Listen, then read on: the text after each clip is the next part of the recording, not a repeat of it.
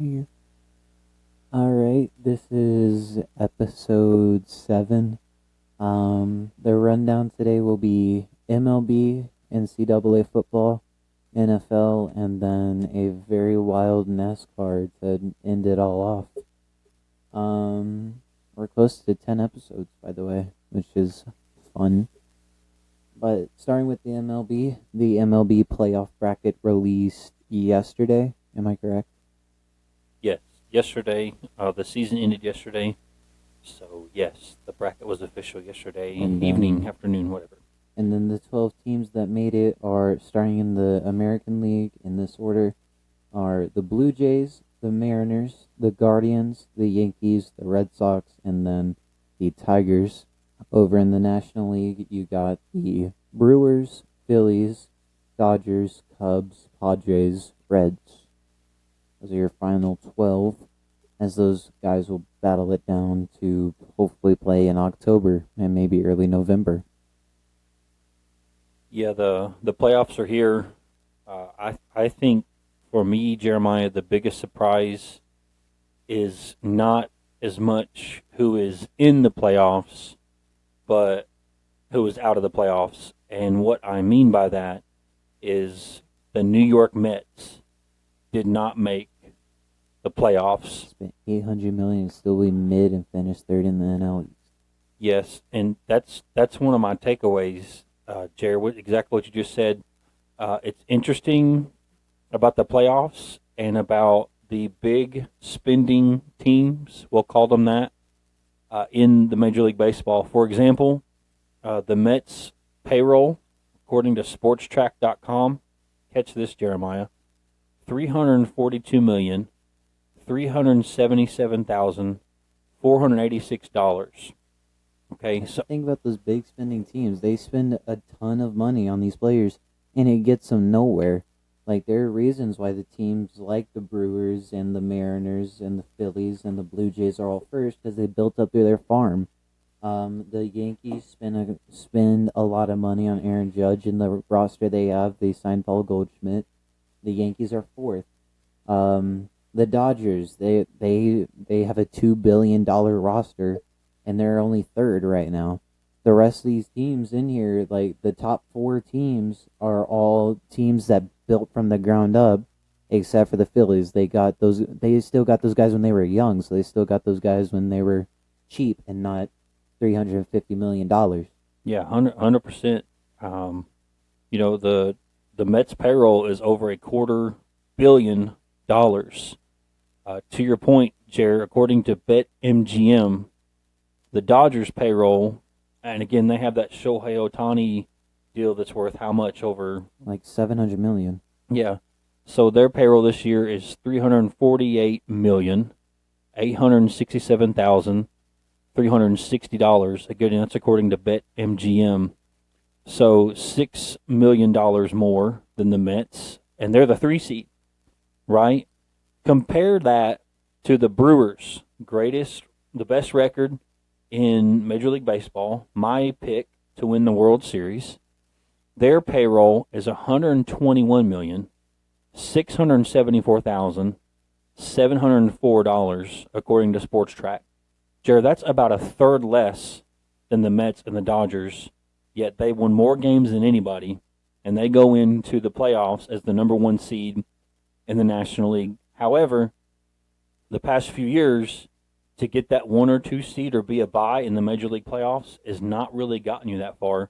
When you look at what wild card teams have done historically in the playoffs and in Major League Baseball, they've typically made pretty far runs. So that to me, Jer, is what is most interesting about the playoffs. One, who's not in it, and then the Dodgers are that 3 seed behind the Brewers and the Phillies. Yeah, that's why these big spending teams don't do what people think they'll do. Because not only that, they're spending $250 million. They're also old.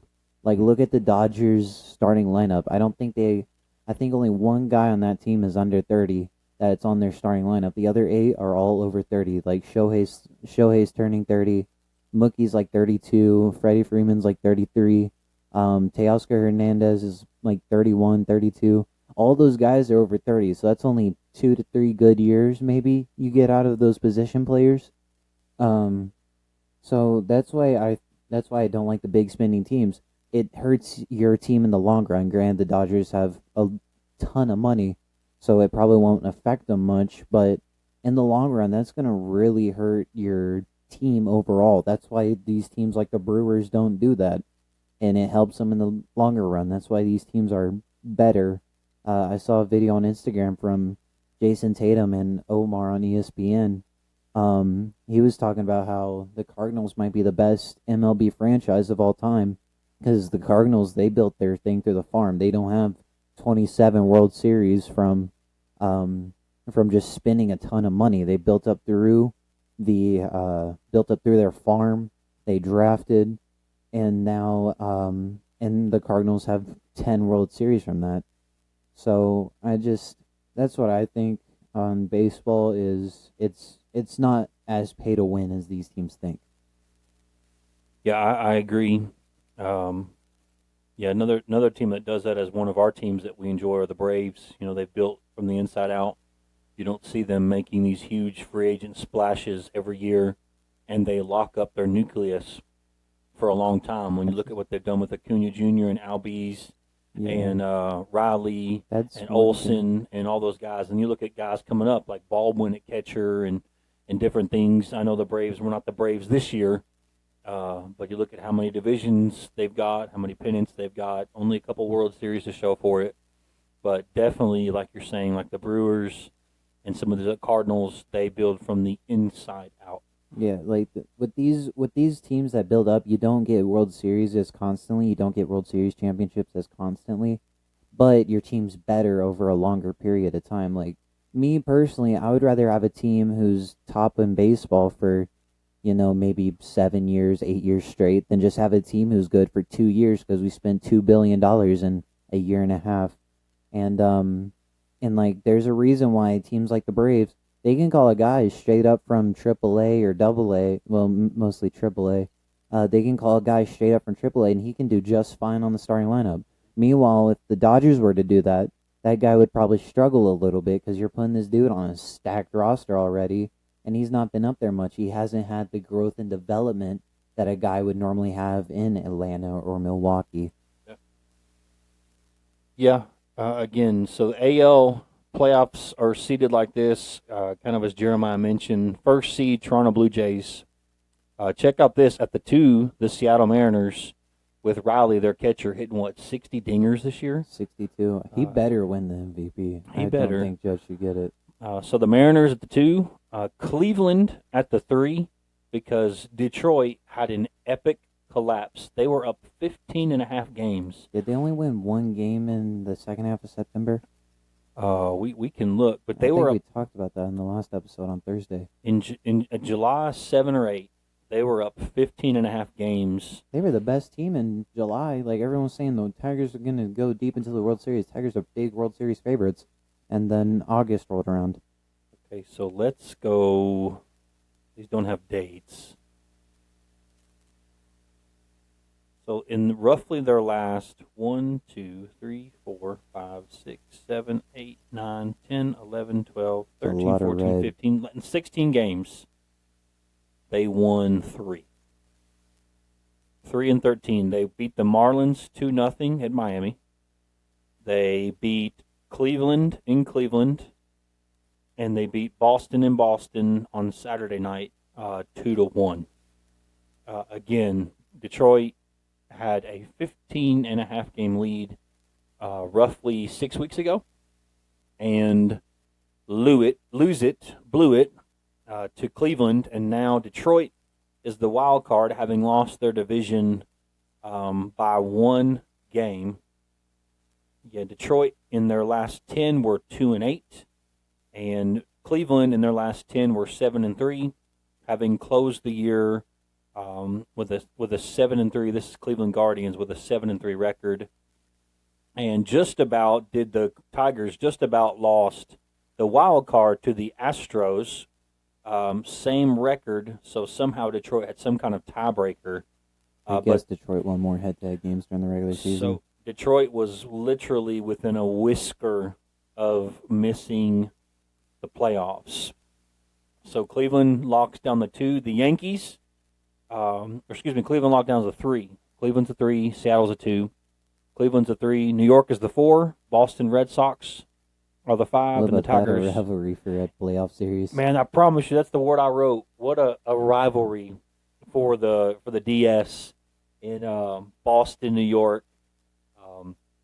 Baseball is just better when those two teams are good, playing each other, playing meaningful games.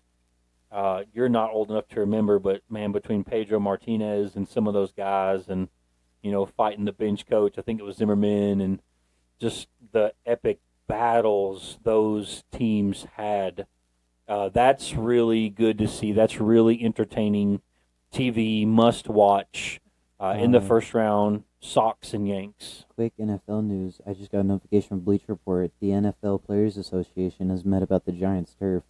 Apparently they're going to meet because apparently of the injury history at the MetLife turf. All right. Breaking news here. You heard it here first. Again, then in the NL, Brewers, the 1 seed. I have this in all caps. Pay attention to the Brew Crew if you're not already. What do they do? Is it management? Is it the players? Or what is it that the Brewers have? Because I can only name you like 2 Brewers players. I think it's a mixture of all of it, Jared. I think it's a mixture of like you said earlier, they spend money wisely. They have an incredible farm system. Their scouting system must be unbelievable. The way they bring up players, the way they develop players, the management, the way they manage the players. We talked about this earlier. Are you better off to just spend a bunch of money and try to load your roster with like an all-star, all Major League Baseball team, or are you better to build towards a system? I think, always have and always will, that you're better off to build towards a system. Well, look at what the Braves have been a top team in baseball ever since 2017, And they didn't have a good season, but they still had a semi-decent season this season. Well, we talked about this last week. If the Braves don't start 0-7, now granted, that's the biggest word ever, but if they don't start 0-7, they only missed the wild card by 6.5 games. So if they would have won one game in that 0-7 start, they would have made the playoffs. And closed the year very strong. A.J. Hinch, when the Tigers played the Braves, they're like, we have to play the hottest team in baseball right now, and we're fighting for our division. What's that stat you showed today? You sent me a text. Folks, Jeremiah looked up the stats. It was the Braves' record post-All-Star versus the Mets' record post-All-Star. What were their records post-All-Star game? In the second half of the season, the Braves won 33 games, a third of that coming from the last, like 5 weeks of the season. The Mets only won 28 games in the second half of the season. So you're telling me with Juan Soto, Francisco Lindor, Pete Alonso, their catcher's really good. I can't think of his name right now, but they have a good catcher.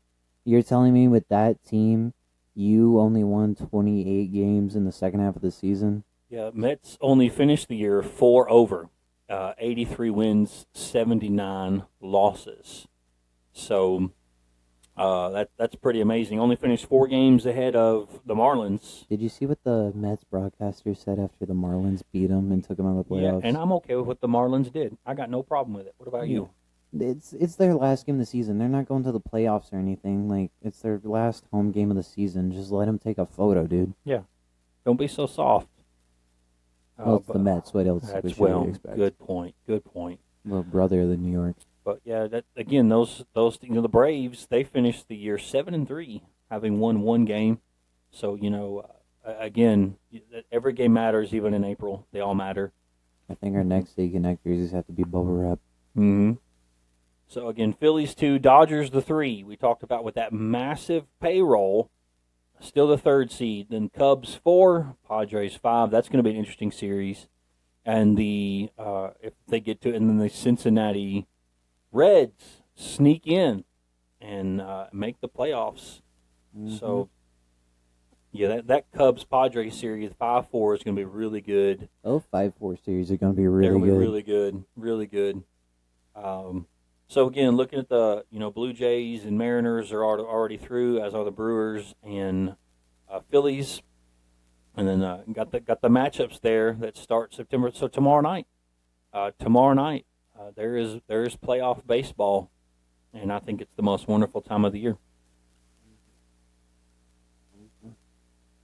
All right, NCAA football. NCAA football. So we will turn the page, and you can turn the page with us to the National Collegiate Association, whatever, college football. And Jer, I have one word for you this week for college football: upsets. Not a good week. We had a lot. Not a good week to be in the top 5 or the top 10. Top 25. But I wrote one word: upsets. And kind of with that, several overtime or multiple, had a couple 2 overtime games. So, Jared, what are your take homes? What are your thoughts on the week that was, which is week 5 of college football? This was, in my opinion, probably the best week of college football we've had, probably since week 1. I don't know if you would agree on me on that one, but I thought it was a really fun week for college football. Virginia upset the 8 seed. Squirrel White went missing in that game. Ohio State. He about got run over. I saw that. He did get run over I when couldn't see him after that. when Virginia snowstorm. the fans stormed the field. He disappeared in a throng of humanity. He was gone. Ohio State. A lot of people did have Washington upsetting Ohio State. Me being one of them. I thought Ohio State would put up a bit of a fight on Ohio. And then a really fun double overtime game of Oregon and Penn State. Have you seen where James Franklin is like 1-10 or something against top 10 teams, like 5-15? Yeah, and nobody really talks about that. You don't hear a lot about it. They dominate everybody else, but as you said, when they play those good teams, Michigan, Oregon, Ohio State, Did you see where Dan Lanning was wanting to coach a game like this? Like, he was wanting to go into overtime. It's good for your guys. You really get a grasp in a moment like that of who your guys are. Because all that Oregon team's young, like sophomores, freshmen, juniors are all in that starting lineup for both sides of the ball. Check this out: Oregon travels cross country, from Eugene to Happy Valley.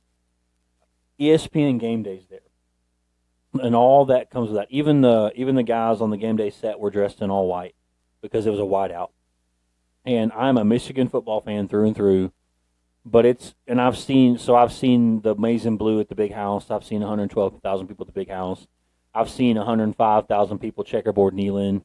But it is hard to top a whiteout. Me and Westo and we said we wanted to go to a Penn State whiteout. It is hard to beat a whiteout. So, I mean, everybody's going crazy. It's a whiteout. It's a night game.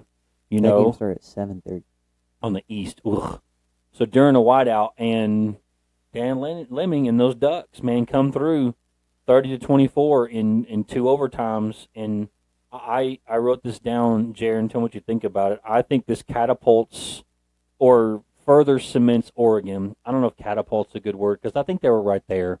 But this certainly further cements them firmly in the national championship picture. Very, very, very impressive. Yeah. I am very impressed by the Oregon Ducks. Yeah. I was big on them before, but I am massive on They them. said this on the now. broadcast. We're going to be talking about this game in the following weeks. Oregon's been playing their tails off. This has been a crazy good Ducks team. Dan Lanning's been a really good coach. Like I said last week or a couple weeks ago, Oregon's probably the best built football team in the country right now. Yeah, and who'd have thought, at the beginning of the year, but coming off that big win at Penn State, now this coming week, it's the 3:30 p.m. game on CBS, 10-11, so I guess they have an off week this week, so forgive me, apologize. Oregon's next game is October the 11th. It's the 3:30 p.m. game on CBS. Indiana comes rolling in there. Good job. You beat Penn State. Here's Indiana. Yeah. So that kind of turned into a mini difficult row there.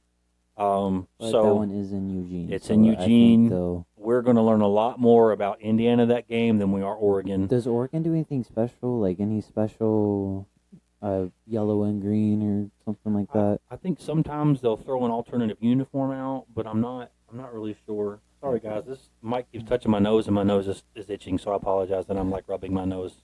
Sorry about that. That's distracting.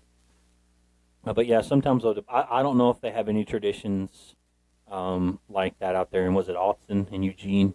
Yeah. But yeah, the great game.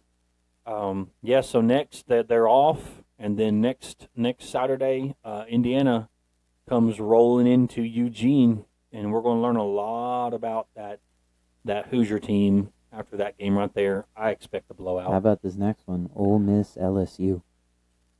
Yeah, that's one of the games I have down. Ole Miss over number 4 LSU in Oxford, and I want to pull up this game cast. That's what I was thinking. What if this LSU defense, who allowed 10 on a 5 turnover Florida team, what are they going to do when they take on an offensive powerhouse like Lane Kiffin and Ole Miss? Yeah, to your point, Jer. Here's what they did.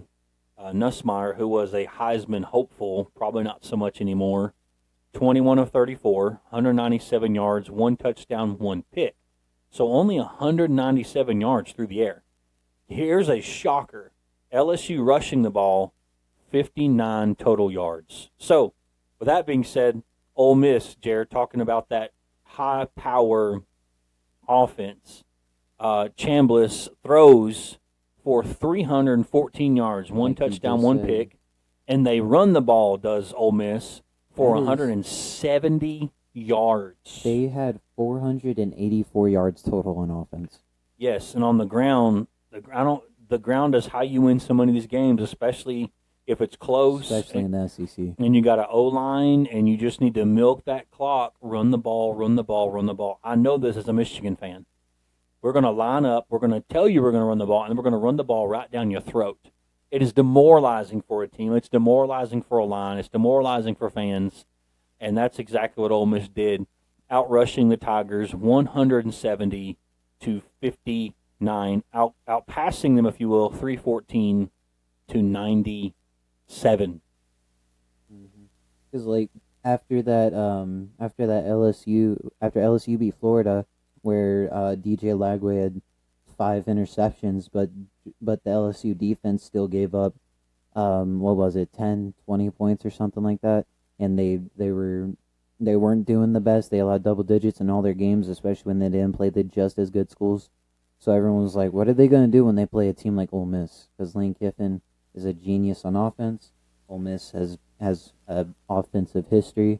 So everyone's just like, what are we going to really see from Ole Miss and LSU's defense in this game? Yeah, well, now let's fast forward Ole Miss's schedule.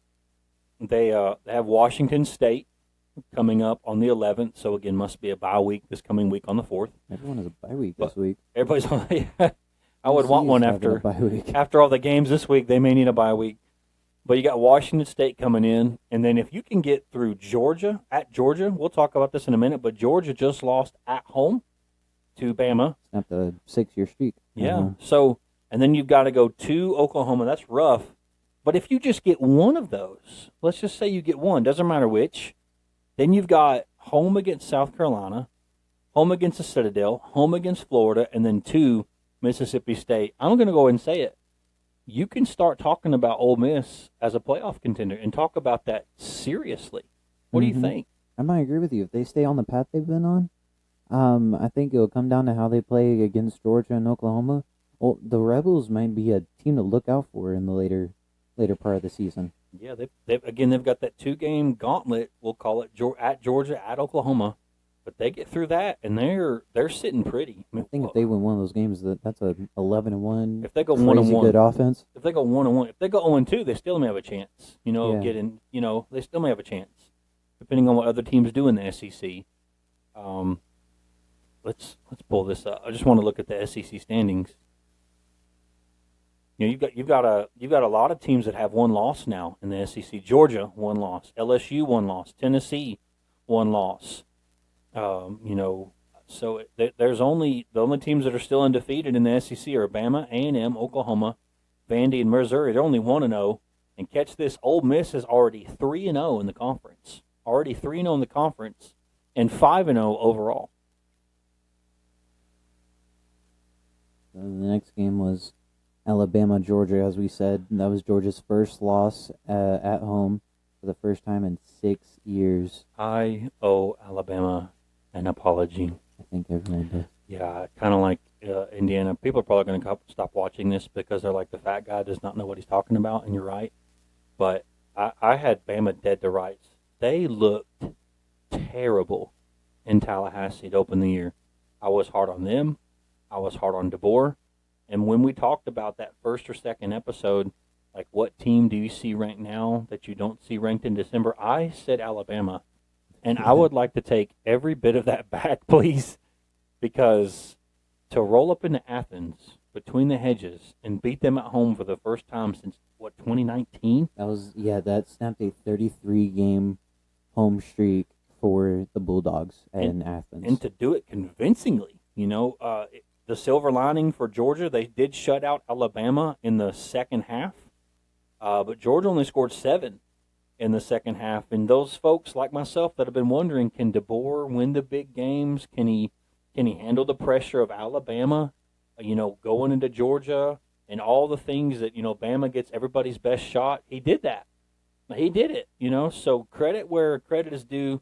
So I didn't mean to interrupt, but I owe Alabama a massive, massive apology. So Roll Tide fans, I am sorry. I was wrong. That was a good game overall by Alabama.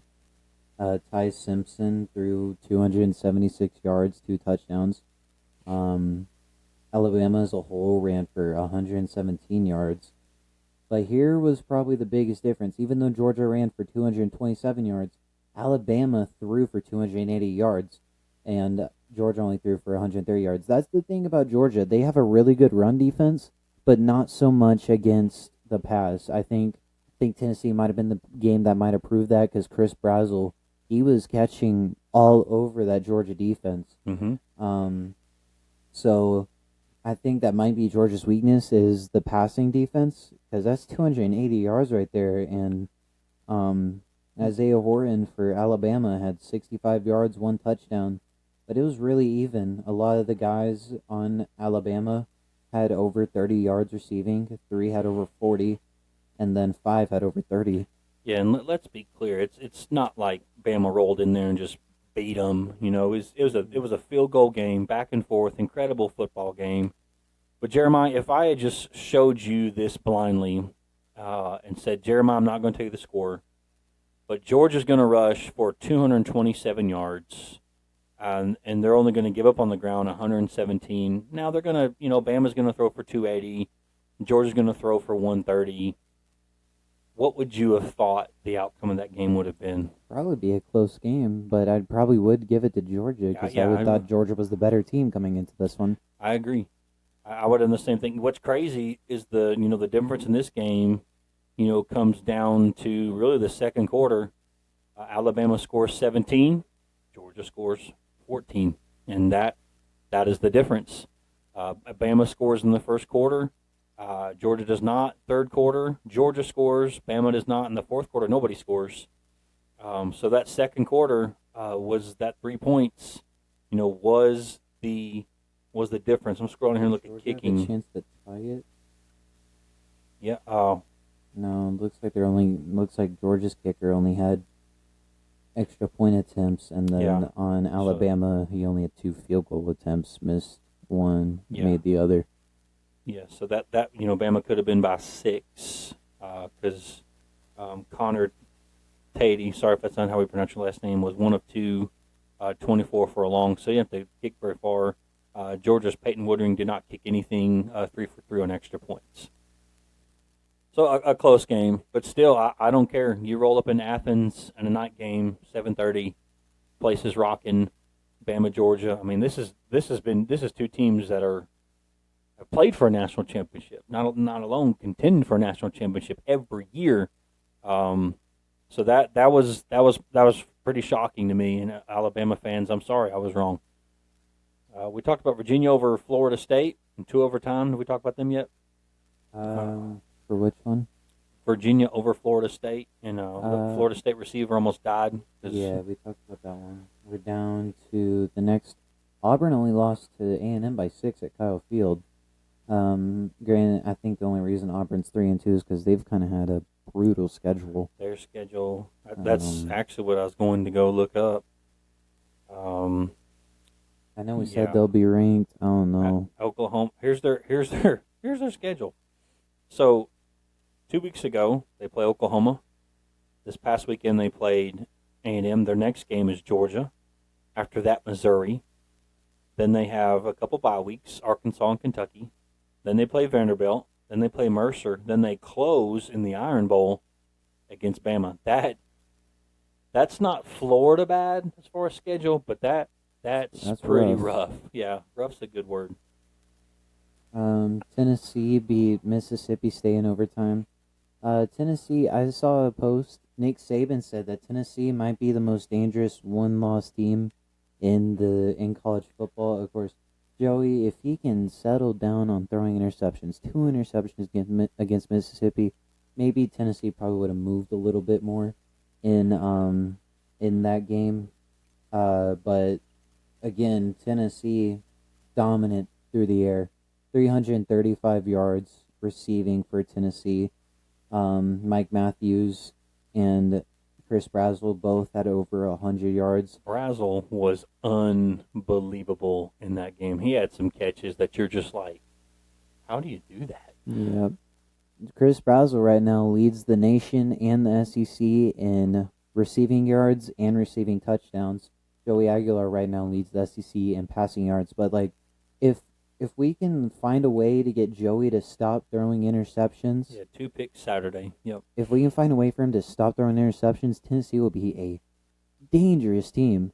Like, they will be insane. Like, maybe make the playoffs. Like, I think if Joey didn't throw as much touchdowns as he did, Tennessee would probably be maybe like a 10th or 12th ranked team right now.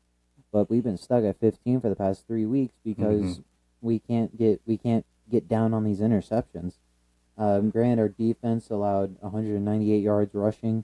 Our Tennessee only had 131 rushing. But I think if we can get down, and another difference was the defense too. Tennessee's defense having 102 total tackles, Mississippi State only having 78 total tackles. Solo tackles, Tennessee had 42, Mississippi State had 22. And then I saw where Boo Carter and Colton Hood had a pick six, and Boo Carter and Colton Hood just locked down their receivers. Boo Carter had like a 90% rating on. Yeah, Colton Hood took his pick to the house. Colton Hood with 23-yard pick six. Boo Carter did really well. I think they're starting to get really good.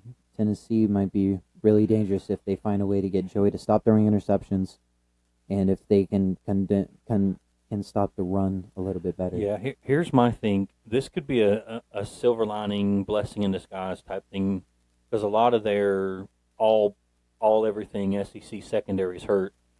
So it's terrible these guys are hurt, but you're also getting these young guys some play, and they're doing what they need to do, and they're getting better. I agree. I don't. Nobody wants to play Tennessee right now. But let's again. I'm not huge into moral victories, participation trophies. You'll learn that about me if you don't already know that. But Mississippi State showed up and played, and Mississippi State's way better than I thought they were. They played very, very well. I hate the Cowbells. The Cowbells drive me crazy, but they work for you, Mississippi State. So keep doing it. Keep doing it. Georgia Tech squeaking out. Yeah. Oof. Close one. Hey, you're gonna have some of those throughout the regular season, especially with that number next to your name. You have a huge target on your back. You're gonna have that. So, Vandy took care of business. Now 5-0 against Utah State. Missouri took care of business. Hey, Massachusetts and UCLA have the same record. You love Nico though. I don't. I watched this game. USC at Illinois. Illinois literally walked the game off with a field goal. But USC scoring 15 of their 32 points in the fourth quarter. That Lemon kid for USC was unbelievable. 11 receptions, 151 yards, 2 touchdowns, and they were massive. And I think he had a 2-point conversion as well, if I remember correctly. but that dude went crazy. This was a pass fest. Check this out, Jer. USC 364 yards through the air. Illinois 331 on the ground. USC 126. Illinois 171. This was a good football game. It's a game the Illini probably had circled, probably really wanted, because if you remember the week before, the Illini went out against the Hoosiers of Indiana and gave up 63. You got destroyed. So we'll see. We'll see what USC is. Again, with all due respect, this was the first quote-unquote game they've played. Now in 2 weeks, everybody has a bye week this week. You're exactly right. On the 11th, it's the night game on NBC on Peacock. That's probably why game day is going to be at Vanderbilt, Bama. Michigan rolls into USC on the 11th of October. So, if you're We'll be USC, gone that you got at Illinois and then home to Michigan. Then after Michigan, the very next week, you've got at Notre Dame. So we're about to learn a lot about the USC Trojans in the next 3 weeks as they had Illinois, then Michigan, and then Notre Dame. What about the game that got, speaking of Notre Dame, how about the game that got Arkansas's coach fired? Notre Dame beating Arkansas 56-13. Jeremiah Love, 4 touchdowns, 2 through the air, and then 2 from running it. He went off. That game was probably what anybody expected. Pulls Notre Dame back to 500. Notre Dame has had a schedule and a half, so far. Open against Miami A&M, and still you're going on the road against an SEC team. But now I think they're feeling pretty good. The rest of their season, home against Boise State, home against NC State. Toughest team on there is home probably against USC. Yep. At Boston College, at Navy, at Pitt, at Syracuse, and then at Stanford.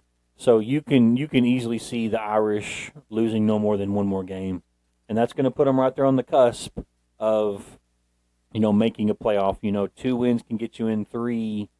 Maybe the problem is they don't have a conference, right? So they're not going to be one of those bids. So they have a lot of work to do because they're independent in football. Mm-hmm. And so you want to go ahead and look at the new rankings? Yeah, as you're looking at those, check out these numbers based on last week's rankings. Number 3, Penn State loses. Number 4, LSU loses. Number 5, Georgia loses at home. Number 8, Florida State loses with what some call a close or controversial calls on a potential touchdown. That's neither here nor there. But again, some significant losses at the top of last week's top 25. So, Jared, what are this week's top 25? What do they look like? All right, so number 1 is still Ohio. They got another win. Oregon moves up 4 spots to number 2. I'm good with that. Miami drops down to 3. Ole Miss moves up 9 spots Big to jump. 4. Oklahoma moves up 2 spots to 5. A&M moves up 3 spots to 6. Penn State drops 4 spots to 7th. Indiana goes up 3 spots to 8th. Texas moves up a spot to 9th. Alabama moves up 7 spots to 10th. Another big jump, yeah. Texas Tech goes up 1 spot to 11th. Georgia drops 7 to 12th. LSU drops 9 to LSU. Iowa State and Tennessee go nowhere, still at 14 and 15. Vanderbilt goes up 2 spots to 16th. Georgia Tech moves down a spot to 17th. Florida State drops down 10 spots to 18th. Missouri goes up 1 spot to 19th. Michigan drops a spot to 20th. Didn't even play, and we lost a spot. It don't seem right. Notre Dame moves up a spot to 21. Illinois moves up a spot to 22. BYU moves up a spot to 23. Virginia and Arizona State comes back into the top 25, and Virginia making up their first appearance in the top 25 this year. The 2 teams dropped from the rankings were USC and TCU. USC was ranked 21. TCU was ranked 24. Yeah. Yeah. Perfectly said. I don't think there's any big surprises there. The fact that Ole Miss jumps 9. I mean, when you beat number 4 LSU the way they did, Alabama jumping 7 when you win at Athens. Florida State dropping 10, after losing to Virginia. Virginia getting into the rankings by way of that loss, by Florida State's loss, by Virginia beating Florida State. Arizona State being 4-1. I'm good with that. I'm looking at these rankings, Jeremiah. There are two conferences that scream, and it's probably the two conferences everybody sees, right? SEC and Big Ten. Look at this: Missouri, Vanderbilt, Tennessee, LSU, Georgia, Bama, Texas, A&M, Oklahoma, Ole Miss, all SEC, Big Ten, Ohio State, Oregon, Penn State, Indiana, Michigan, Illinois, so I think we're seeing that those two conferences are very, very good, and that's no surprise, or shouldn't be a surprise to anybody. The two strongest conferences in the country, and it's not even close. Yeah, and the coaches poll is a little different from the media's poll on here. That one's my favorite poll because it's voted on by coaches. I like how the coaches don't have Oklahoma as high, because Oklahoma, they're 5, but all 4 of their games have been played in Norman. So how good are they really? Because Ohio State, they've played on the road. Granted, that was only to Grambling. Oregon, they've played on the road. Miami, have they played on the road? Let's look. But they're a good team if they did or not. Yeah, they have not played on the road yet. They were a good team. You can tell that's the top 3 team in the country. Oh yeah. Their first road game is this. Hey, two teams that don't have a bye week. They go to Florida State this Saturday again. Miami at Florida State, 7:30 p.m. on the ABC network. Yeah, that's my only thing with Oklahoma. How good are they really? Because and your QB's hurt. Yeah, so your QB's hurt right now. So how good are you really? You've played all your games at home. You've beaten Michigan by 8. You've beat Auburn by 6. So I wouldn't say Oklahoma's overrated. I just want to have them at 5. I think 8 or 9 is a good spot for them. I like where the coaches have them as well. Yeah, really, coaches and media really, really tough on LSU and Florida State, and right, you can argue rightfully so. I'm going to bounce over here, as we mentioned, a lot of bye weeks for some big teams. Excuse me, this week. Top 25. It's hard to find some big matchups, if I'm honest with you. Vandy at Bama, that's a big matchup. You got, Miami and at Florida State, and that's kind of the big games that I can see. I think Miami is a national championship contender until they choose not to be. But beyond that, Jer, I'm scrolling through next week, and I'm not seeing Texas, Florida. That might be a big one. Could be. On paper, it's not. 3-1 versus 1-3. It's at the Swamp, so that might be worth something. What is Boise State? 3-1 as they go to Notre Dame. Could that be a big game? Who knows? Here's a game nobody's really talking about. Will have big ramifications in the ACC. But 4-1 Virginia going to 4-0 Louisville. I think that's probably something to watch for. What do you think about that game? Yeah, that'll be a fun one. Virginia, you're just coming off a big win, so now's the chance to prove yourself. Are you in the top 25 just because you got a little lucky upset, or are you really able to do good in your own conference and stay in the top 25? Yeah, another game staying in the state, or going to the state of Texas and staying in the state of Texas. Texas Tech at Houston. Both teams 4-0 overall, 1-0 in the Big 12. I know nothing about either one of these teams, but one of them is going to be 5-0. So let's see here. Who has Texas Tech played outside of Utah? Nobody. Arkansas, Pine Bluff, Kent State, Oregon State, and Utah. And now they go to Houston to play the Cougars. Let's see here. Who has Houston played? Silence. Houston has played nobody as well. SF Austin, Rice, Colorado, and Oregon State. So this will be really the first test for both those teams, Jared. So that'll be interesting. What do you think about that game? Yeah, it'll be a fun one to watch. too. Be a good one. Texas Tech. No, I mean, are you really worthy of that 11th ranked spot? Because you've really played nobody. Um, Ohio State, Minnesota. Ohio State's a 23-point favorite. They're saying this Miami Florida State game is going to be close though on here on ESPN Bet. A&M and Mississippi State as well, but that one's in Kyle Field, so it's gonna be loud. Yeah, we'll see. After that loss where you had Tennessee on the ropes, as being Mississippi State, now got to roll into Kyle Field, play the 12th man, and that's a night game, so that just kind of adds to it. I don't know what you think. I just think night games are better in college football. I know you can't have all night games. I get it, but there's just something about those night games, those late night kicks that just with the lights coming on, all that stuff. I think it brings out the best in everything. So that's where it's going next week. Is there anything else you want to talk about college football?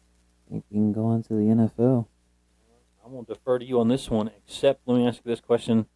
Who did you play in fantasy this week? You did. Okay. In my defense, though, my entire team underplayed in Malik Neighbors. And what is your record against me this year? 0-2. All right, okay. That's how it normally goes, though. That's how it goes until we get to the playoffs. Unfortunately, you are not wrong. Let's pull up some scores here. I got a couple thoughts, Jer. The NFL is not my cup of tea. I don't follow it as closely as you do. But I wrote there were some upsets and loose quotations in the NFL this weekend. I want to go to the Falcons game.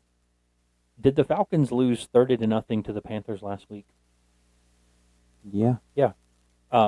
They beat the Commanders this week 34-27. So that's confusing to say the least. There's no Jane Daniels though, so that's true. That's the only thing. I was gonna ask. I did not get to look and see if he played. Also, the Commanders they have their third string running back out there basically because they traded Brian Robinson to the 49ers. Austin Eckler tears his Achilles. Now you have your third string running back basically from day one. But yeah, the Commanders. That's a little interesting game. See where Michael Penix had a really good game though. Yeah, you go from scoring 0 to scoring 34. That's interesting to me. And then I want to hear your thoughts on this, Jer. Maybe the upset of the year. Who knows? We're very young in the season. But the Giants, granted at home, beat the Chargers, who I still think are going to win the AFC West. But they beat the Chargers 21-18. Again, in East Rutherford, but man, upset of the year perhaps. Did you have the Giants beating the Chargers? I don't know. Didn't. I don't know who did. The Chargers were playing. They were top 3, looking like a top 3 team in the NFL. Justin Herbert was doing great. Quinn Johnson was receiving well. Omari Hampton had a pretty good game here. I think for the Giants, you know what question I think this answers? What's that? Who your starting quarterback is going to be? Yes. Because I was a part of the people who said ever since week 1, start Jackson Dart. Do not start Russell Wilson or Jameis Winston. Start Dart.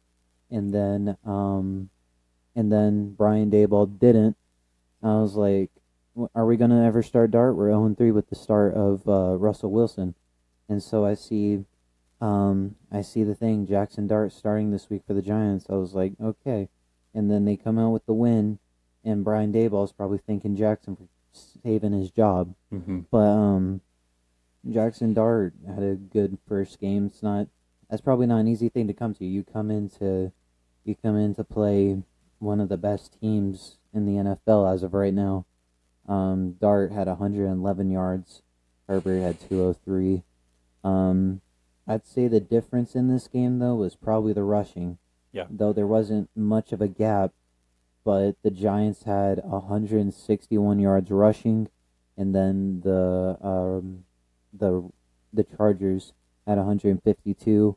Not much receiving. Of course, your number one guy just tore his ACL and is done for the year, so that's going to probably hurt New York a little bit.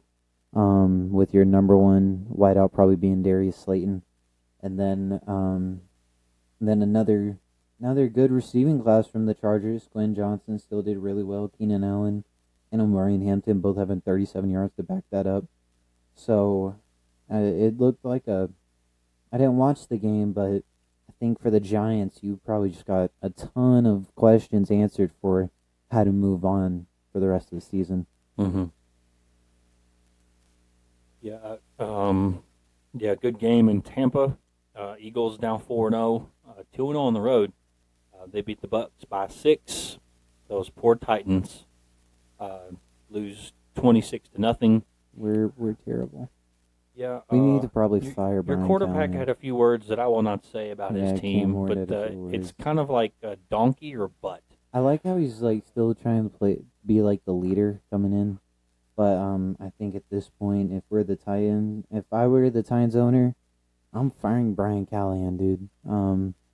I think right now for the Titans, I told my friend this from North Dakota, we need to fire Callahan, sign people, trade people. We need to do something right now. Because we just lost 26-0 to another 0-4 team. Granted, that was in Houston, but like still, we need to do something. We should not go 0-4. Can't get worse, right? Yeah. It can't get worse. And you got to be careful saying that phrase, but it can't get worse for the Tennessee Titans. I saw a video where this guy said that Will Levis was a better quarterback than Cam Ward, and I'm just like, don't say that. Their first 4 starts, don't say that, because in the first 4 starts of Will Levis's career, his first start was one of the best a rookie could ever have. And I think some people said it was one of the best rookie performances in recent memory. He had Derrick Henry and a still kind of there DeAndre Hopkins, and all Cam Ward got is Tony Pollard and Calvin Ridley. Respect to both Tony Pollard and Calvin Ridley, but there's a bit of a gap between who D-Hop was at that time and Calvin Ridley now, and Tony Pollard and Derrick Henry, who he was at that time. Yeah, no doubt. So you can't. I disagreed with the video that said Will Levis had a better first 4 starts against Cam Ward, because that's just unfair to Cam, you know? I agree. Jaguars win by 5 over the Niners at San Francisco. Jaguars are sneaky. We've talked about them all year, being that team that could just sneak in, especially in a very, very, very bad AFC South. Well, before the season, didn't we also say if the Texans played to expectations, the Jags were going to be their biggest threat? Well, kind of flipped the script on that. Very Colts much and Jags are now the biggest point of description. Yep. You see what the Colts wideout did? I did not. No. So that game probably would have went on longer, but this dude, he celebrated too early, and he fumbled the ball out the back of the end zone. Can't do that. Gave the ball to the Rams, and now the Colts just got handed their first loss in SoFi. Yeah. Now, here's another one. Ravens-Chiefs. Oh, yeah, it's on my list to talk about. Go ahead. So Xavier Worthy's back. Chiefs just beat you up. Uncle Brent texted me, what's going on with the Ravens? I was like, they're not good. They are not who we thought they were going to be. They were not. They've not been to this point. I did not see them losing. 1-3. 1-3. Like, 0-2. You're at the quarter post. Well, I guess not anymore. We play 18 games now. So you're near the quarter post of the year, and you're 1-3. Yeah, you're 1-3. Now, granted, we've documented this at length, Jeremiah. But look at the schedule to start for the Ravens. Well, like the Ravens, they have a good secondary. You said Roquan was practicing with Ray Lewis. Derrick Henry's coming off a crazy year. Lamar Jackson's coming off a runner-up and MVP. They just look like a really good team. So what are you thinking? Could this be on coaching? Could it be on the players? Could it be on game plan, OC, DC, John Harbaugh? I think, I don't know. But here's what I think. As much as anything, look at their first 4 games. Look at 3 of the teams they've played. At Buffalo, home to the Bills, home to the Lions. Didn't Lamar get hurt in that? At Kansas City.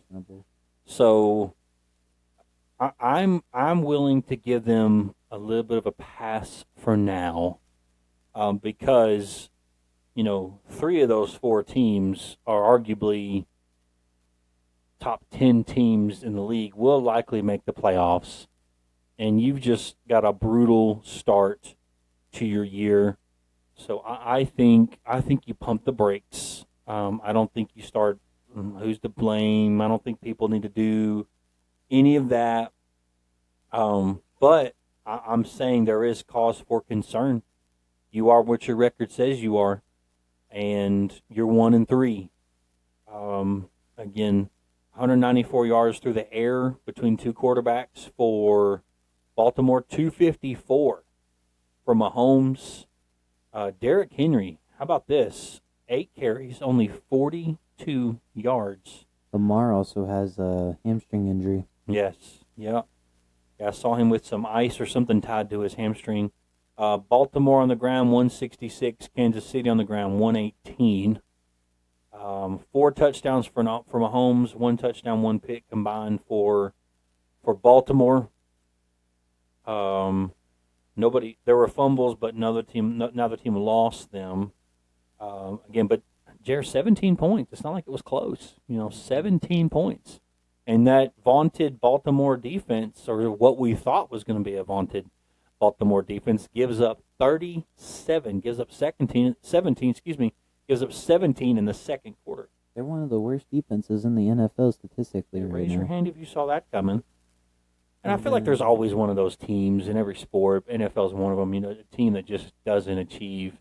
And you never wish that on anybody. I mean, these are professional athletes, a lot of pride, best football players in the world.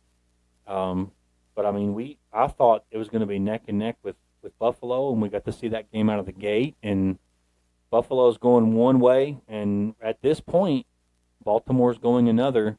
But again, I think their schedule has been brutal. So I think they need to be careful. They need to just pump the brakes. I'm trying to see where they are in their division already. Browns are saving them. 1-3. They're 2 games out, right now. So Browns 1-3, Ravens 1-3, Bengals 2-1. Bengals are playing right now. Pittsburgh, the Fighting, Aaron's are 3-1. So, a couple more things if you don't mind. The Packers and Cowboys tied. Yeah, I didn't see it going that way. I thought the Packers would go in there and kind of steamrolled. The Packers would beat the brakes off them. But I think this means the NFL should change its overtime rules. Thank you. There should be no more ties in the NFL. I think it would just give us. I think it would make it easier to kind of know what to expect from teams. But to see that third tie, what does a tie do? Does it hurt you? Like a loss would? Probably not as much. No, it can hurt you, because it's a tie. So basically, it's a half game one way or the other. Does that make sense? Yeah. So I don't think there should be any more ties. Do what I don't know what they have to do. Do what college does Yes. for all How hard can let that be? them play. Just let them keep on playing till someone messes up. Take you'll what get works. your hearts broke. What is better than college football overtime, 1 overtime, 2 overtime? Several years ago between was it LSU and A&M 7 overtimes. Just let them keep playing. Put it on the 25 and let them go. And again, at the second overtime, instead of a point after attempt, you have to go for 2. That would be amazing. Imagine that in something like the Super Bowl, double overtime Super Bowl. Oh my gosh, it'd be and unbelievable. A game-sealing interception or fumble or sack or something. Or goal line stand, or could you imagine that? NFL, it's simple. It's simple. Change the overtime rules. Don't give them 1 period and see what happens. Simple. Just change the overtime rules. It's right in front of you what to do. It takes away the tie. Maybe it doesn't matter. Maybe it does. It's take it away. The answer's right in front of you. It makes college football great. That's another reason I am not an NFL fan. I'm not. I watch it because it's sports. I watch it because it gives me something to talk about with my amazing son. But it's stuff like that where I'm like, man, why? You're professional National Football League. Why would you even have that as an option? So NFL, do the right thing. Roger Goodell, if you're watching or listening to this, make the right call. In the Jets-Dolphins game, Tyreek Hill dislocated his knee. Got sent in an ambulance straight from the stadium. Ow. All the best for Tyreek Hill. Oh my gosh. Yeah. Oh my gosh. But the Dolphins are right now beating the Jets 24-10. Bengals are losing 14-3. Yes. We will talk about power rankings on Thursday. Thursday. They're not out yet. Yeah, Okay. they dropped Tuesday. On to NASCAR. I was very vocal today on Instagram about this. I don't know if anyone checked my story, but I was very, very vocal in comment sections and on my story. I was very vocal about this race. Follow your boy on Instagram. Is it Yeetus? Yeah, I have ours tagged in the. Oh, yeah, follow your boy. He's a good follow. He knows what he's talking about. I was very vocal about this. I tore up a Denny fan. I was not having it with Denny Hamlin. Oh, golly! For those of you that do not watch Can I NASCAR start the video? or think you care about NASCAR, do yourself a favor. Please, Jeremiah, help me beg. Do yourself a favor Watch the last lap of and this go race. watch the last lap. It will cost you 90 seconds at most. I have a recording of the last lap. It comes from Okay. NASCAR.com. After this recording, please let me talk about Denny Hamlin. Yes, I will. You can go talk as off for much as 3 you want. minutes. Please let me do it as a Bubba fan. Yes. Please let me do it.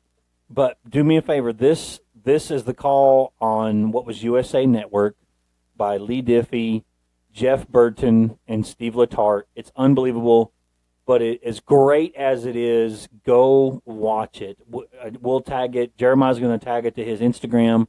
We'll try to find a way to get it out there. On YouTube, I'll try to put in the comment sections. On Spotify, please just go to our YouTube. I don't want to mess with Spotify. It's hard to get an episode out. Just please go to our YouTube. But we're going to play, again, from NASCAR.com, we're going to play a clip of the last lap. So here it goes. Briscoe goes up high. Hamlin's hugging the low side. Look how close these two are here. And here comes Chase Briscoe. It's the 3 JGR Toyotas. Wallace is still hanging on. Hamlin has come up into second. With those power steering issues, the man who has led 160 laps today still has a chance on this final lap. Briscoe's in the wall. Bubba's hanging on. Here comes Hamlin. Driving that car with no power steering. Bubba's in the wall. He's fighting his bus for this win. Chase Elliott comes through on the inside. Oh my goodness. Chase Elliott. So yeah, I The don't know. part that Jeremiah's going to talk about is when you heard Lee Diffie say, Bubba into the wall. Okay, so they're coming on to turn 3. Bubba's winning. Bubba is in a must-win situation. He is 27 points below the cutoff line. So Denny Hamlin is 48 points above the cutoff line. Basically a full race above the cutoff line. So he is fine. He is chilling. So Denny does not need to win this race. And so Bubba Wallace, he's coming on. Denny comes below Bubba. Bubba and then just drives Bubba up the track. Bubba hits the wall, drops back to 5th, and then Chase Elliott comes around the bottom, as we heard Lee Duffy say, and then you see the 11 dive from the wall to below the white line, chasing Chase through the finish line, trying to wreck Chase across the finish line. Doors chase as they're coming off forward. Doors that means chase. takes his driver door and runs it right into what would be Chase Elliott's passenger door. So the power steering was working fine then.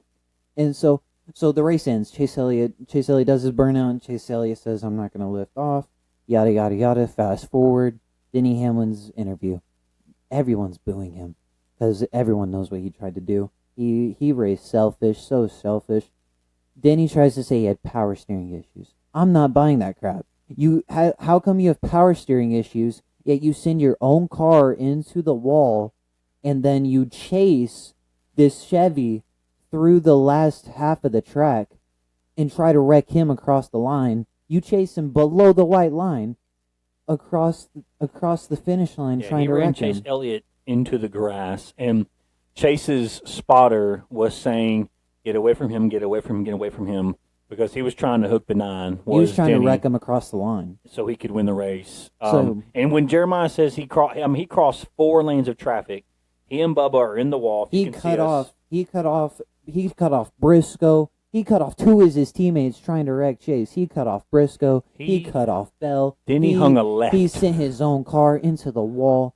And then earlier today, Denny Hamlin comes out to say, everyone expected me to put on my 2311 shirt and carry 2311 across. Maybe because 2311 isn't so successful because their owner's is their biggest threat each and every week on the track.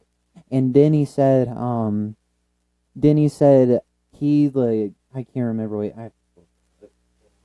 Yeah, while you're pulling that up, Denny said he's got a podcast called Actions Detrimental. Okay. So here's what I said today on Instagram. After I watched the video, I respect that Denny was putting the 11 team first, but you need to look at the bigger picture in this race in Kansas. He was 48 points above the cutoff line. He was fine. He would still make it to the round of 8 with how he does historically at the Roval. He would have done fine with a second place finish and he would have gone a Toyota into the round of 8, being his own car, his own 2311 car of Bubba Wallace, and then Chase Elliott would still be fighting for a playoff spot. And it was just frustrating. And then Denny came on to say, if you want to go ahead while I look this up. Yeah, Denny led like 160 plus laps or something like that. I think he swept both stages. Again, I'm not saying don't race 100%, but I'm saying look at the big picture. The 23 is faster than you.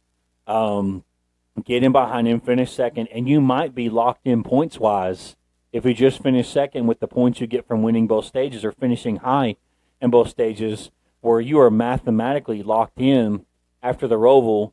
So you get Bubba through, who's your driver. You own 2311 with the great Michael Jordan. But instead, you race him.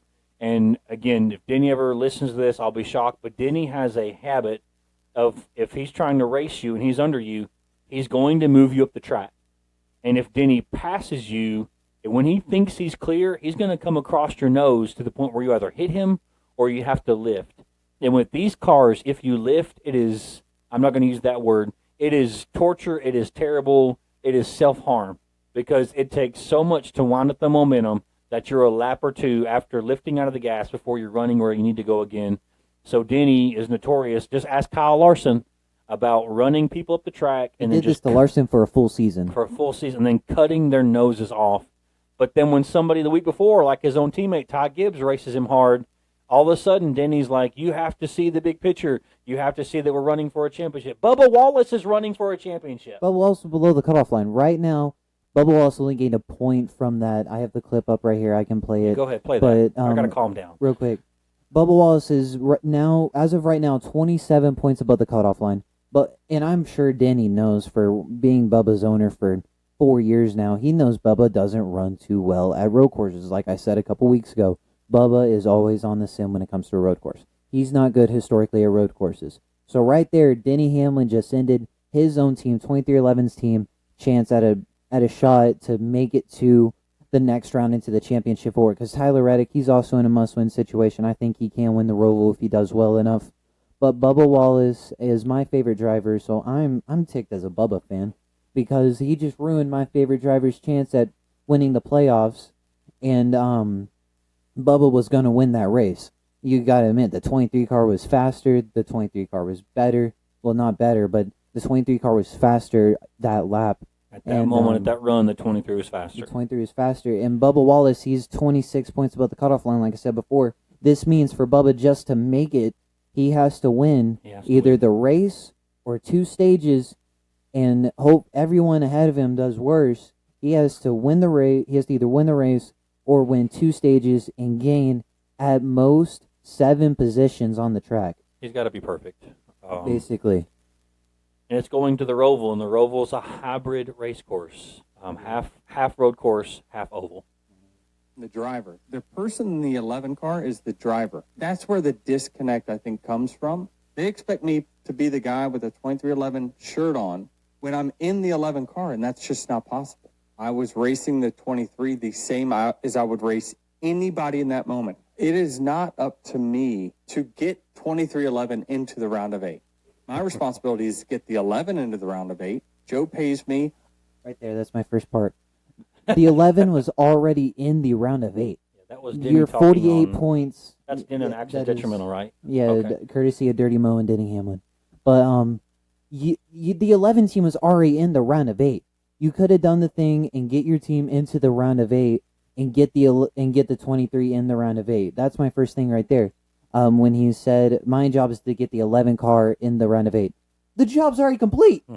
They're already in the round of 8. You raced well enough at New Hampshire, and you raced well enough today to get into the round of 8. You're fine. Get another Toyota in there. A Ford and Chevy are now already, a Ford has already advanced, and a Chevy and Toyota are battling it out. What did you just do? You just gave Chevy a good chance to advance. Not to mention, not just Chevy, a but Hendrick Hendrick car. Motorsports. Yes, and you race for yes. Joe Gibbs. Like we said a billion times, Yankees, Dodgers.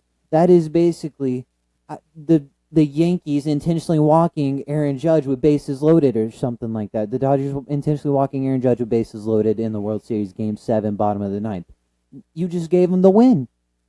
Yeah, this is a macro of a micro. Okay, micro or smaller, you have Joe Gibbs Racing 2311 and the potential conflict of interest because the driver of the 11 for Joe Gibbs Racing is owner of the Toyota 2311 cars. But at a bigger picture, so micro, macro, at a bigger picture, a macro picture, you have Team Toyota, which is, Legacy with, I just went blank, Nemechek and Jones. It is 2311 with Reddick, Herbst, and Wallace, and it's Joe Gibbs Racing with Gibbs and Hamlin and Briscoe and Seabell. That's the thing too. If I'm Toyota Racing, I'm like, bro, I get it, but It was selfish by but Denny. you gave a competitor, arguably the leading competitor outside of maybe Penske, Elliott now leads the entire The NASCAR win. thing right now. and Chase Elliott has been needing something to get him going. And I'm a Chase Elliott fan, and I said this watching the race. I think they might have just welcomed the beast because Chase Elliott made a huge call to get 4 tires, started 10th, was running 10th coming in that last lap. And because the Toyotas are racing so hard, and as we've chronicled what happened between Bubba and Denny, Chase Elliott drives under them both and drives past Denny, even though Denny doored the mess out of him, and he wins the race. And now Chase, instead of Denny, or Chase, instead of Bubba, is now safely through to the round of 8.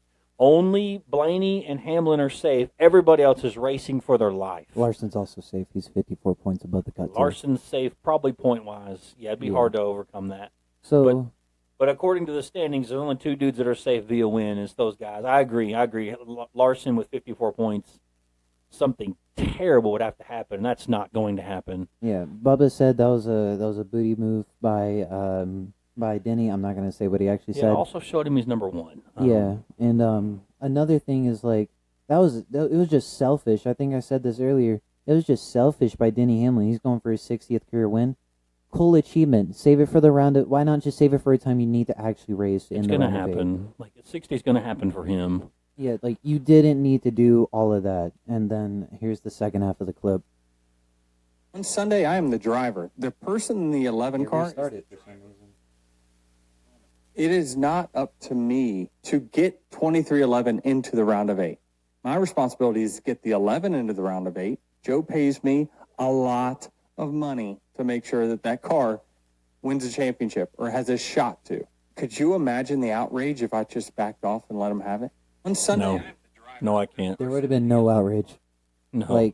There would have been no outrage. A Toyota would have gone on to the round of 8. You would have been fine with your maybe what he won 2 stages. That's 10 points. So you would have been fine. 20 total. 20 total points. You would have been fine with your 20 points Plus the gained. second place finish. Plus the second place finish. You would have been fine. There would be no outrage. People would understand more or less. And it's not like he was pulling over to let Bubba win at the time. Nobody's advocating for that. So don't misinterpret us. Don't misunderstand us. We're not saying Denny should just pull over. Denny was racing the heck out of him, and Bubba passed him. Bubba had him beat coming off Bubba 3. was passing him on the top lane and up. You can watch it. Go watch it. Don't take our word You for will it. Go see the watch sports clip 11 move Up up the the track. track. And Dad said it while we were watching it. Me and him said it at the exact same time. We both looked at each other and said, he's going to put him in the wall. Next thing we knew, Lee Duffy says, Bubba's in the wall. And then here they it. come. Comes Chase on the And bottom then with the with 4 camera fresh angle, tires. you just see the 9 sneak up. And then you watch from the same exact camera angle, the 11 Hang a left. shooting down the track, cuts off That power Christopher steering and was Chase working great Briscoe. then. That power steering. And then Denny has the nerve to come off the track and say my power steering was not working.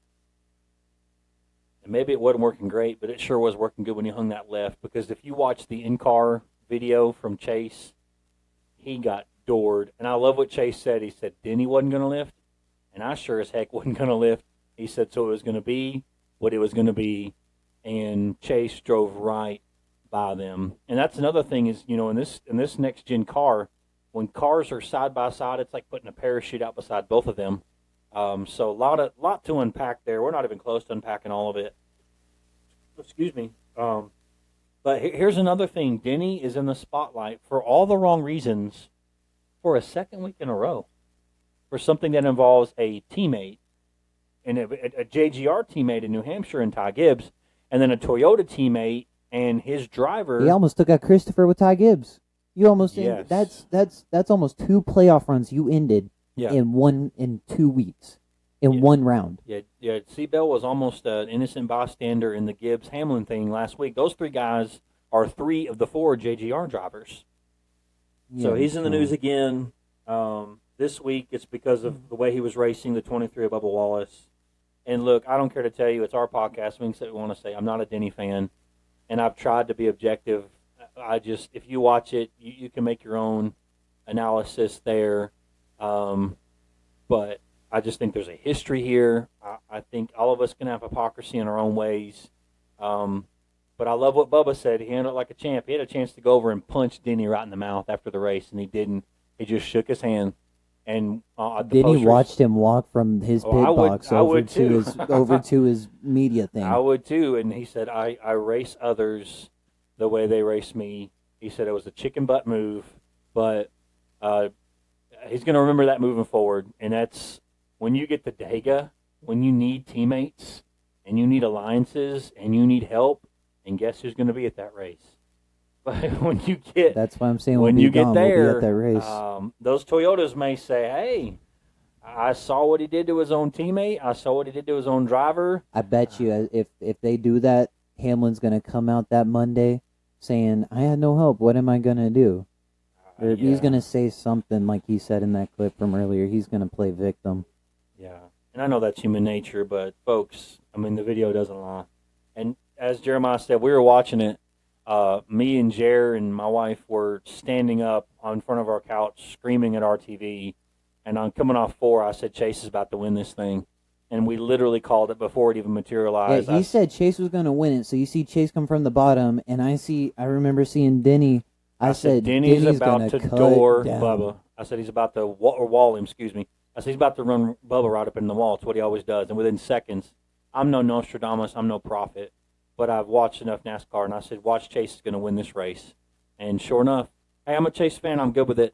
But give Chase credit, too. You know, fresh tires. And, look, Alan Gustafson, Chase Elliott's crew chief, has taken a lot of flack this year for some terrible qualifying results. Qualified 27th in New Hampshire. Got a top 5 finish out of it. Some weird calls late in races where Chase Elliott fades and sinks like a stone.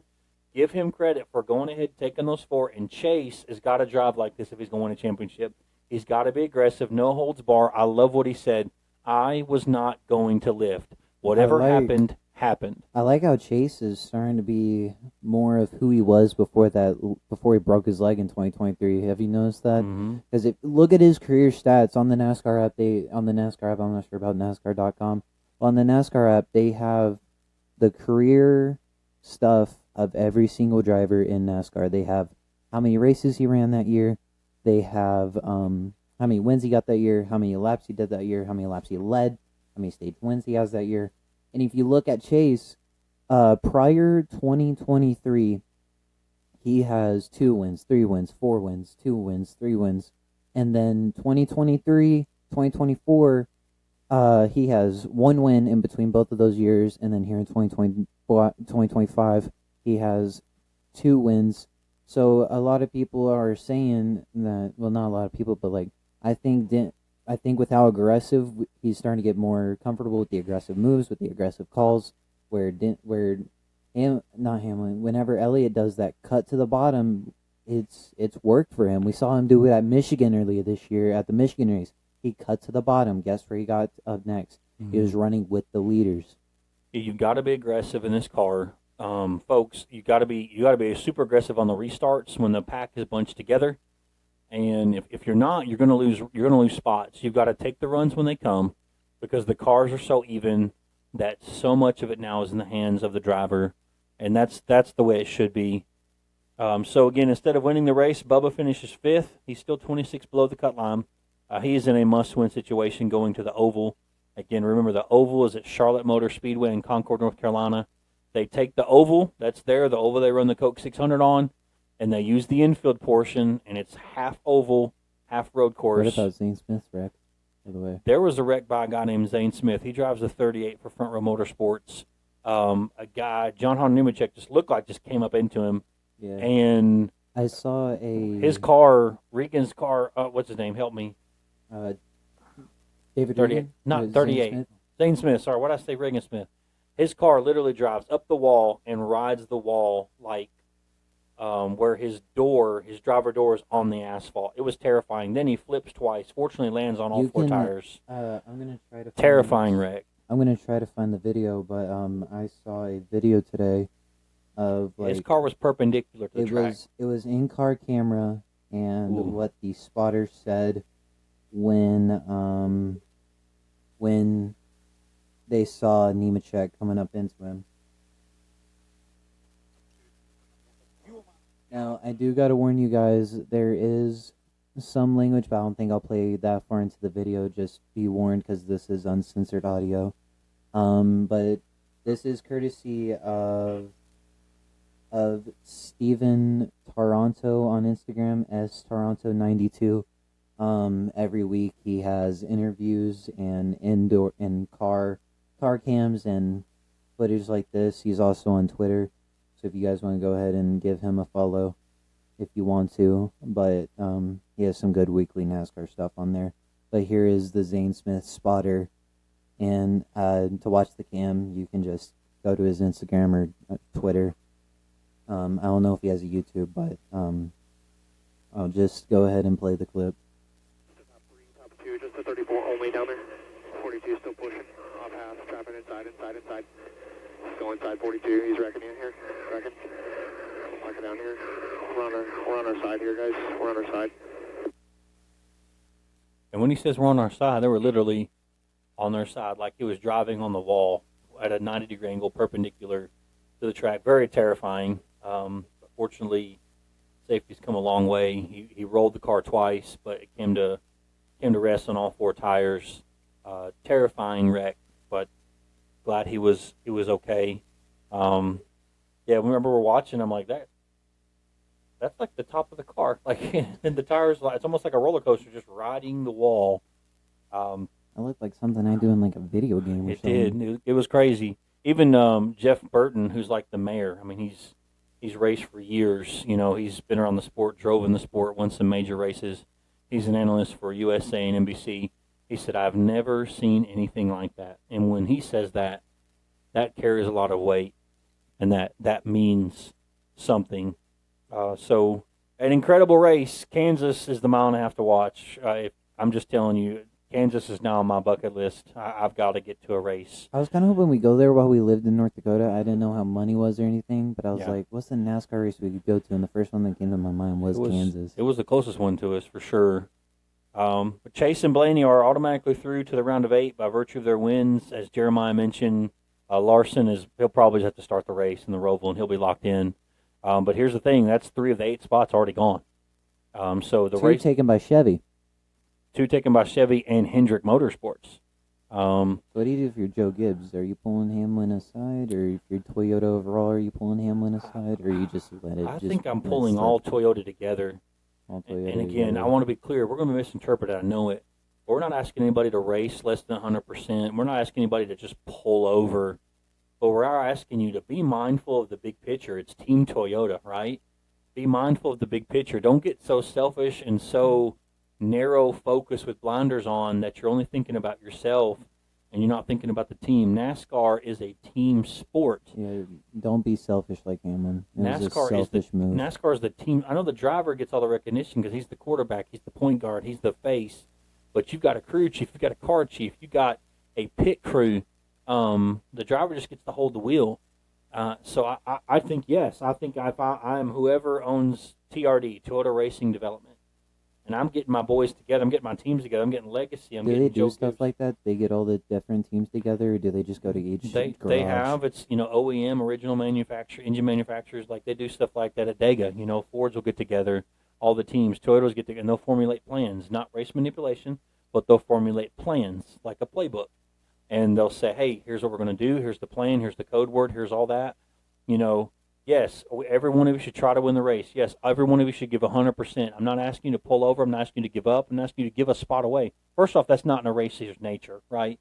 So to think that is asinine. Well, right here, after Chase Elliott's win in overtime at Kansas the other day, a picture of him and Jeff Gordon here. It says "Working in Harmony." Yeah, that's the headline of the article. Yeah, and you see that at Dega and Daytona, the big tracks. All the Fords will put together, all the Toyotas will put together, all the Chevrolets will put together. And they find each other on the track. It's the way. If you watch Daytona, and you'll see it. Like I remember at Atlanta too. Yeah. Watching the end of that race, I remember like the top 10 would be on the bottom. It was Elliott, Hocevar. It would be Elliott, Team Chevy. Elliott, Hocevar. I think Nemechek, and then there was another Chevy right there. On the top, it was Brad Kay, Chris Buescher. It was all Fords up there at the top. So it's a huge team sport. I don't think, like I've said a ton of times online and on here, it was a selfish move by the 11. Did not need to do that. You're ruining Team Toyota overall by doing that. There was no reason for it. Well, and Joey Logano's very happy because he now is on the cut. Because if Bubba would have won, he'd have moved up to that top line as a winner, and that means everybody moves down a spot. So Logano, or whoever been in that eighth, right now it's Logano, he would have moved down. So now you essentially made room. It originally would have been Briscoe. You essentially made a room for a Penske guy, right? Because Chase goes on and wins the race. Now you have two Penske guys in the top 8. Let's look at this. You have all three of the remaining Hendrick Motorsports drivers are in the round of 8 as of right now. Okay, Yeah. I know we still got a week. This is Two of the two Penske guys, 2 of the 3 Penske guys are there, and you have 1, 2, 3 of JGR. So those 3 teams, Hendrick, Penske, and JGR, as of right now, make up your top 8. This is my opinion. I don't know if it's a hot take or anything, but there would be one thing I would change about the playoffs. I like the 16 thing where it goes through every few weeks and you eliminate 4. The only thing I don't like is the reshuffle after every round. Because in my opinion, it's not fair to the drivers. I'll take Bubba Wallace here, for example. Before this round of 12, I know I'm a Bubba fan, so it might sound like I'm complaining or whatever, but I'm just giving you my opinion on how it should be. But Bubba was 4th in points coming into at the end of the round of 16. They reshuffle the very next week. Bubba's below the cutoff line, which I don't like. I just think it's unfair to the driver. Because Bubba, he's like, I'm 4th in points right now. I should be fine going into this next round. No, you're down in 10th. Yeah. I just think it's unfair to the drivers. I wish NASCAR would change that part. Yeah, what Jared's talking about is they essentially re-rack everything based on points earned and playoff points. You carry your playoff points with you all the way to Phoenix. As we mentioned at Phoenix, the 4 drivers that remain for the championship, the first of those to cross the finish line. There's stage points, everything, throw it out. It's a straight-up race. Now, there's 38 cars on the track, but the first of those 4 to finish is your Cup Series champion. Jeremiah's talking about the standings. Oh, it's after 10 o'clock Eastern time. Wow. First and second by way of their most recent wins is Chase Elliott, Ryan Blaney. Third, Kyle Larson. He's 54 above the cut. Fourth, the aforementioned Denny Hamlin, 48 above the cut. He's fine. Fifth, another JGR car, C. Bell, 44 above the cut. Sixth, William Byron of the Hendrick stable, 40 above the cut. Those guys are feeling pretty good. 40 plus above the cut. What you need to watch on Sunday is Briscoe, Logano, Chastain. That's another thing for me. Briscoe's another part of what I was saying earlier. Briscoe, he was number 1 in the points coming into the round of 16. I think for a little bit, I don't think he was below, but he was down in 8th. He was in last place of the playoffs. Mm-hmm. I just think it's unfair. You won a race, you won stages all in the round of 16, just to be 8th in the very next round. I don't think it's fair. And Briscoe has a top 10 finish in every single race in the playoffs. And he's 7th in Nobody else can points. say that. And he's 7th in points, 21 points above the cut. So if a lot of folks just think they're watching cars turn left and just watching, nothing, there are races within the race. You have the cutoff, you have the stages, you have the points, you have so many different things. So it's more than just turning left, folks. Chase Briscoe, 7th, 21 above the cut. 8th, Joey Logano out of the Penske stable, 13 above the cut. My sleeper is in 9th right now, 13 below the cut. Ross Chastain, watch out for him. He's good at Charlotte. Trackhouse, he's good. He's good there, and he's not that far out of it, 13 positions. So watch him. And then 10th, as Jeremiah has mentioned, Bubba Wallace, 26 below the cut. 11, the 2311 teammate to Bubba in the 45, Tyler Reddick, 29 below the cut. Cindric's gone. Cindric he's got to throw a Hail Mary. He's got to win. He's 12th and last, 48 points. So that's about a full race. The only thing that can save you is He's got to win. a win. Which is possible. But the 2311 teammates, 10th and 11th, only separated by 3 points. Bubba Wallace, 26 below the cut. Reddick, 29 below the cut. Reddick, much better at the Roval historically than Bubba Wallace. Yeah, that's why I was mad at Joey. Benny. I understand on trying to get your team to the car, to the round of 8, but dude, you were 48 points above the cutoff line. You were fine. And you probably knew that Bubba isn't too good at the Roval, but what do? You run your guy into the wall, make him finish 5th, only give him a point from this race, and you know he could use as much points as possible. But what do? You pull out the selfish move and just race him off the track and run him into the wall, cut off 2 of your teammates, and try to wreck everyone across the line. No point in it. Selfish, reckless, just a terrible way for Denny. I thought about saying this earlier, but that might be why Denny doesn't have a championship. He's reckless. You're not going to win a championship by running a guy in the wall at Phoenix. That's why it's selfish on everything. You're not going to get any trust from your own team. Because what do you think the 2311 garage is going to do? Because in 2311 post I commented on today, the comments were furious. So now your own team's fans are furious at you. Then what are you going to do if your whole team's furious at you, Yep. You got to walk into that meeting as the owner, and everyone's just looking at you with a sour look. And Denny, with the persona he's trying to take on, he's just going to act like it doesn't mean anything. But, dude, your own team is mad at you. Yeah, that's a good point. He's got to walk into his shop and look those guys in the eye and say something. Something they're going to believe, something probably they're not going to believe, especially the 23 side. You got to look at your co-owner, Michael Jordan, when he looks at you and says, "What in the world was that?" I'm sure Jordan wasn't happy. One of my own cars could get to the round of 8. Back-to-back cars making it to the round of 8 in back-to-back years. Now, because of Denny, my co-owner, my cars ain't going to make it to the round of 8 and probably potential back-to-back championship 4s. Both of my drivers being possible championship 4 drivers and back-to-back championship 4 round of 8 drivers. And now because of my co-owner, there goes a potential accolade we could have in the short history of 2311. I can't tell how you really feel, Jer. It's hard for me to put a finger on it. How you really feel about that? It's frustrating. This is probably Chase wrecking out of a playoff spot when he's fine in points. Mm-hmm. And again, nobody's advocating for pulling over or not racing hard. It's just try to see the big picture. Try to see the big picture. It's the same thing you said last week, Denny. See the big picture. It's the same thing you told Ty Gibbs. We're saying the same thing to you right now. See the big picture, and and you could have a car of your own in the round of 8. Yeah, and not to mention you don't win the race, granted, but you won both stages. You led the most laps, finished second, and you're sitting a little better in playoff points. And a Toyota guy and a 2311 guy is through to the round of 8. taking up one of those spots, coming from below the cut. You know, guys above the cut don't really care as much as long as the guy below the cut doesn't win. Does that make sense? Because when that guy below the cut wins, that moves everything down.